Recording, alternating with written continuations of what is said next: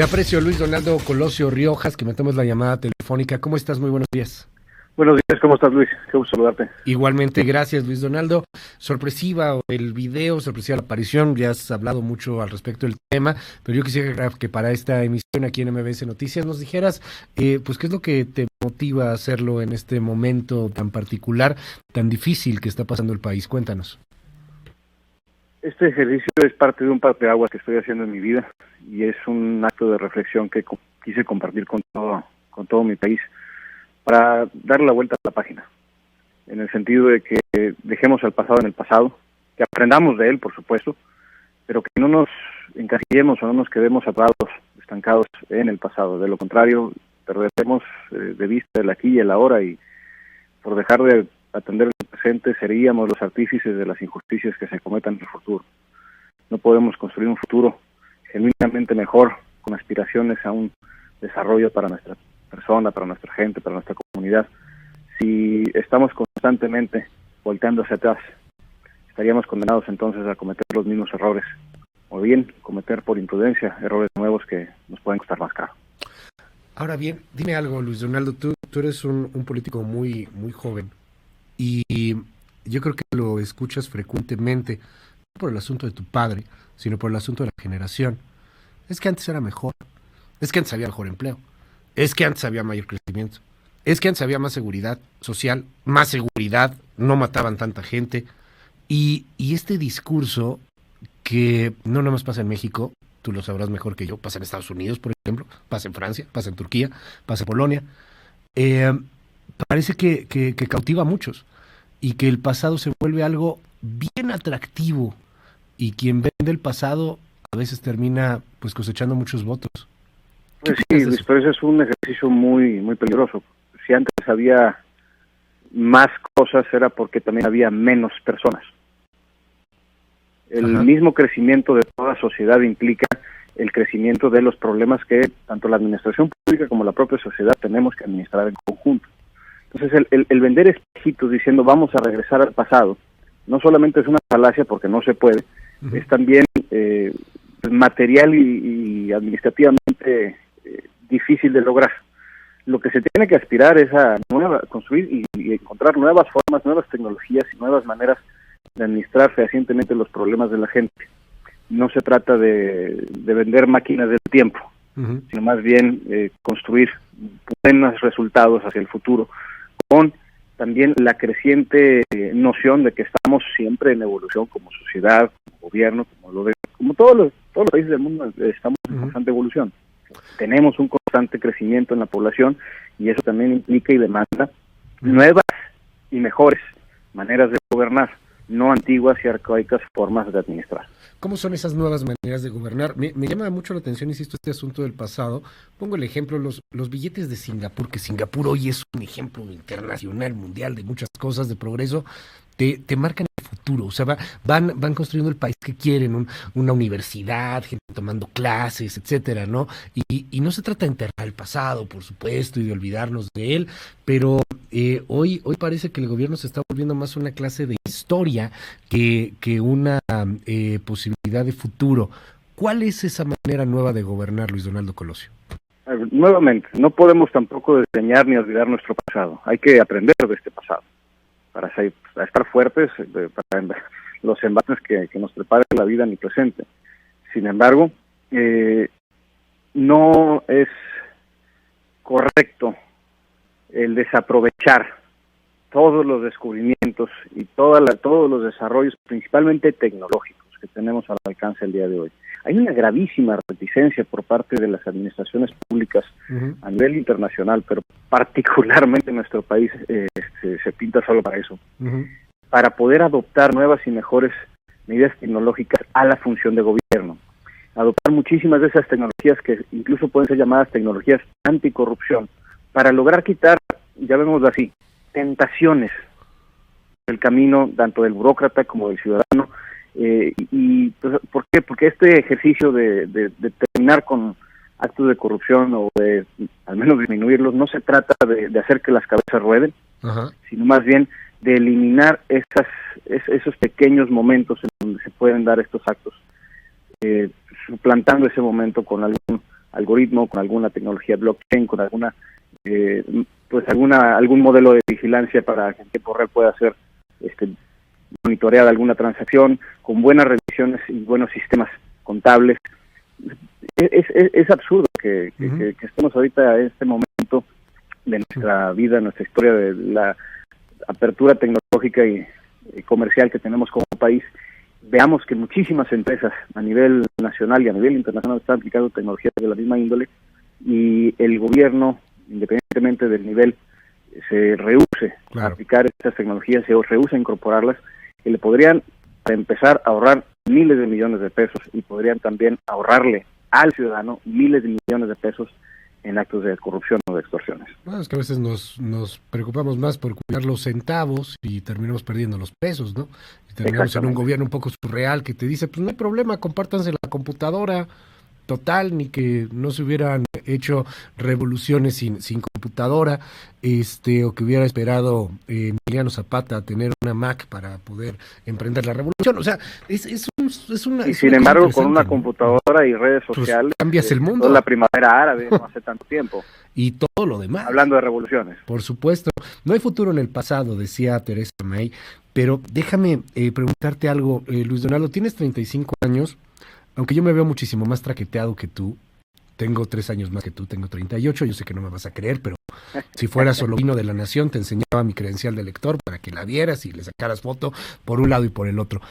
Yo te quiero preguntar, Luis Donaldo, porque al menos en mi generación, que es más o menos nuestra generación pasa, cada vez hay menos personas que están con una chamba que tenga seguro social, por ejemplo. Cada vez hay más incertidumbre laboral. Esta primera emisión de MBS Noticias está formada, pues en su mayoría, por chavos que en promedio tienen 27, 25 años. Yo soy el más ruco de todos ellos, por desgracia, ¿no? Y así me traen luego de bajada. Pero de ahí que yo quiero preguntarte, como representante generacional, Luis Donaldo, ¿qué se propone en este nuevo gobierno? Es más allá de un e-government, que lo entiendo perfectamente bien, pero ¿cómo ofrecer opciones a estos chavos, a nosotros mismos, pues que ya hace mucho tiempo que no sabemos qué es un aguinaldo, ¿no? Por ejemplo, claro. o qué es un retiro, o cosas por el estilo? Algo que hemos fallado, y todavía estamos a tiempo como generación, ahora en lo que sí ha fallado el sistema financiero mexicano y el sistema de pensiones mexicano, es no prever el cambio tan radical en el comportamiento laboral de estas nuevas generaciones, empezando por la llamada generación millennial, en donde ya no se privilegia tanto una estabilidad laboral a largo plazo, independientemente si me gusta o no me gusta el trabajo, y lo que se privilegia es la plenitud laboral. ¿No se explico? A ver, ¿cómo? Y esa parte, es porque pues, uno de los principales objetivos de estas generaciones no es pues encuentra la chamba que sea con tal de que tengas chamba para que no te falte nada en la mesa, sino encuentra una chamba que te haga feliz, que te dé un propósito con la que te puedas desempeñar de una mejor manera. O sea, privilegiamos más un poquito la calidad de vida que la extensión de vida laboral. Y en ese sentido, pues obviamente el comportamiento laboral ha fluctuado tanto que hay mucha rotación, hay cada vez también mucho más emprendimiento, cosa que es buena también, pero por lo mismo no quiero llamarle inestabilidad laboral, pero sí ese cambio de conducta ha hecho que las relaciones con el Instituto de Seguro Social, por ejemplo, pues no sean continuas, no sean estables, no sean a largo plazo, y ese fondo para el retiro, normalmente haría un trabajador mexicano a lo largo de toda su vida, para estas nuevas generaciones no se está integrando. Claro. Entonces, ahí el medio del asunto. ¿Cómo podemos hacer para que las personas que estamos el día de hoy en esta generación, en las generaciones que nos van a suceder, no caigamos en una debacle, en un desastre de retiro en unos cuantos años? Esto es algo que al menos yo he estado previendo ya desde hace un par de años, y pues estoy pues naturalmente preocupado. Claro. Soy parte de ese mismo barco, ¿no? Y que además nos toca en una generación, pues una de las situaciones más problemáticas y catastróficas de la historia, al menos en los últimos 100 años en materia económica, que bueno, pues es la pandemia. Hoy le estamos preguntando a la gente en WhatsApp, tenemos muchísimos mensajes, ¿cuánto van a tardar en recuperarse? ¿Cuánto nos vamos a tardar? Reforma trae hoy una encuesta interesante, el promedio dice que más de 2 años, la gente nos dice 3, 2, 5. Hay algunos optimistas que piensan que en 6 meses ya vamos a estar como nuevos. ¿Tú qué opinas sobre ese asunto y qué le dices a esa generación en donde estamos en el mismo barco, Luis Donaldo Colosio? No es un proceso fácil la recuperación económica. O sea, por más positivamente que queramos pensar, nosotros lo vimos acá en Nuevo León, por ejemplo, como a nivel gobierno, la operación deficitaria que tenía el gobierno de Nuevo León, que más o menos se pudo corregir en 5 años, en 5 meses se vino abajo y prácticamente tenemos que empezar de cero. Entonces, no hay fórmula mágica.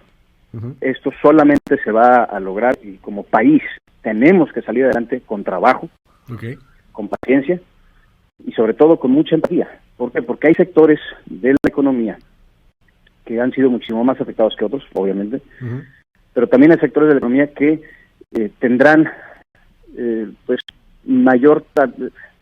tardarán más en recuperarse.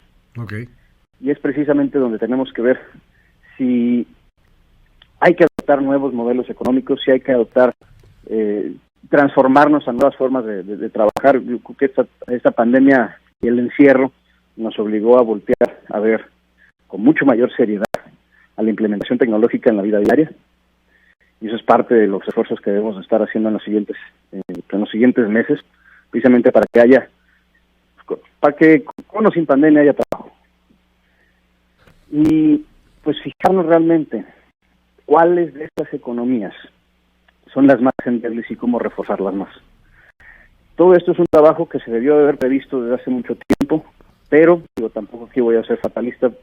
Hemos visto que no solamente México, sino la gran mayoría del mundo no estábamos previendo una situación así. Entonces no es un tema nada más de, en México no sabemos hacer las cosas, en general nadie estábamos preparados para esto en todo el mundo. Y hoy tienes una ola de frustración frente a la pandemia, ¿no? Y tienes una ola de frustración antes frente a un desastre económico, frente a una desigualdad económica, y tienes un discurso populista que es bien fácil y que la gente busca a veces unas respuestas muy sencillas, muy simplonas, y las compra. Frente a todo ello, pues yo creo que ese es el gran reto para la nueva generación de políticos. Supongo. Pues es que no se trata tampoco de vender soluciones fáciles, sobre todo si ha sido demostrado que no hay una fórmula fácil para que te vaya bien en la vida. La bronca, la bronca es que te las compran. Del respeto y del trabajo y de saberse y de aprendizaje, pues. Claro. No me gusta ese tipo de discurso, porque se aleja mucho de la realidad. Yo coincido contigo. A nadie le gusta Luis Donaldo, pero que no pequen de optimistas. Yo prefiero que seamos realistas y que nos pongamos a jalar todos parejo. A nadie le gusta. El tema es que tiene muchos votos. O sea, es una realidad. Aquí en Turquía, con Erdogan, en todos lados, Trump sacó 10 millones más de votos. Nos damos cuenta ¿no? que los votos no se comen. Ahí es donde la gente cae en cuenta que las promesas que se les hicieron pues no necesariamente atienden a una situación que se va a materializar, al menos en los 6 meses como se los pintaron. Y hay una frustración que se sienta, ¿lo ves? Hoy en el país. En general, sí, obviamente este país está lleno de ilusiones frustradas y desde hace mucho tiempo, ¿no? Tampoco podemos achacarle todo a los presentes gobiernos. Sí, no es que fuéramos muy también atiende a una mala administración que ya también lleva mucho tiempo ejerciéndose. Luis Donaldo Colosio, es un gustazo poder platicar contigo. Ojalá que podamos hacerlo más frecuente. Igualmente, Luis, muchísimas gracias por tenerme en este espacio. Muchas bendiciones. Al contrario, gracias.